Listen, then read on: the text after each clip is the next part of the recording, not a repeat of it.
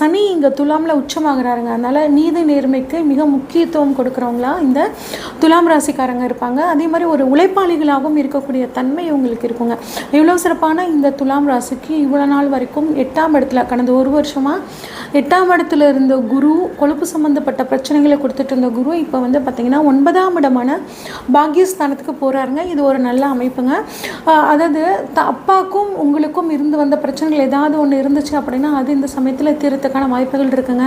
நான் வெளியூர் போகணும், வெளிநாடு போகணும்னு ரொம்ப நாளாக ட்ரை பண்ணிகிட்டு இருக்கேங்க, அது கிடைக்கவே மாட்டேங்குது அப்படின்னு நினச்சிட்டு இருந்தீங்கன்னா, படிப்புக்காக காத்துட்ருக்க மாணவர்களாகட்டும், உத்தியோக ரீதியாக வெளிநாடு போகணும்னு நினச்சிட்ருக்கிறவங்களுக்காகட்டும், இந்த சமயத்தில் உங்களுக்கு நீங்கள் நினச்ச மாதிரி அந்த பாக்கியம் கிடைக்கிறதுக்கான ஒரு காலமாக இந்த காலம் இருக்குங்க.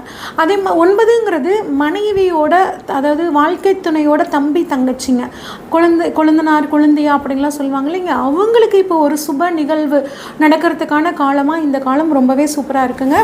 தெய்வத்தோட அருள் பரிபூர்ணமாக கிடைக்கும். நிறைய 9னா தீர்த்த யாத்திரைங்க, நிறைய தீர்த்த யாத்திரை போவீங்க. அதன் மூலியமாக தெய்வத்தோட அருள் உங்களுக்கு கிடைக்கும்.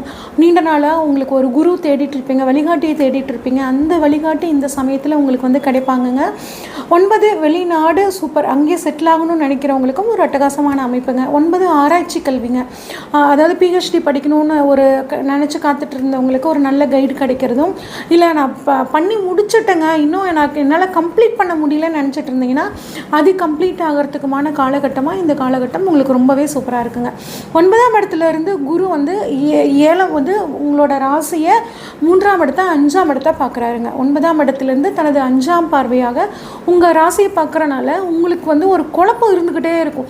ஒரு விஷயத்தை முடிவு எடுத்து செஞ்சதுக்கப்புறம் இது செய்கிறது சரியா தப்பா, இப்படி பண்ணிட்டோமே அப்படி பண்ணிட்டோமே, ஏதோ ஒரு மனக்குழப்பங்க.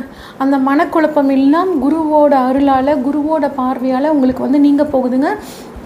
தைரியம், ஒரு நல்ல ஒரு தன்னம்பிக்கை இருக்கும். இந்த வேலையாக நம்மளால் கட்டாயம் முடிச்சிட முடியும் அப்படின்னு நீங்கள் வந்து நினச்சிட்ருப்பீங்க, கட்டாயம் முடிப்பீங்க. அந்தளவு உங்கள் சிந்தனைகள் எல்லாம் வந்து இப்போ மேலோங்கிறதுக்கான ஒரு அற்புதமான காலகட்டமாக இருக்குங்க. உடல் ஆரோக்கியமாகட்டும், மன ஆரோக்கியம், மன தெளிவு, மன சிந்தனை எல்லாமே உங்களுக்கு இந்த காலகட்டத்தில் ரொம்பவே சூப்பராக இருக்கும். அடுத்து குரு வந்து 9ஆம் இடத்துலேருந்து தனது 7ஆம் பார்வையாக உங்கள் ராசிக்கு 3ஆம் இடத்தை பார்க்குறாருங்க.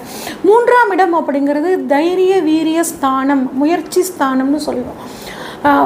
ஒரு 3 வருஷமாங்க நான் இந்த விஷயத்தை செய்யணும்னு காத்துட்ருக்கேன், இந்த வேலைக்காக நான் ட்ரை பண்ணிகிட்ருக்கேன், இந்த படிப்புக்காக காத்துட்ருக்கேன், இல்லை ஒரு சொத்து வாங்கிறதுக்காக நான் வந்து முயற்சி பண்ணிக்கிட்டே இருக்கேன், இது எதுவுமே எனக்கு சக்ஸஸ் ஆகலை அப்படின்னு நினச்சிங்கன்னா உங்களோட முயற்சிகள் குருவோட அருளால் சக்ஸஸ் ஆகுங்க. நீங்கள் நினச்ச மாதிரி செஞ்சு முடிக்கக்கூடிய ஒரு அற்புதமான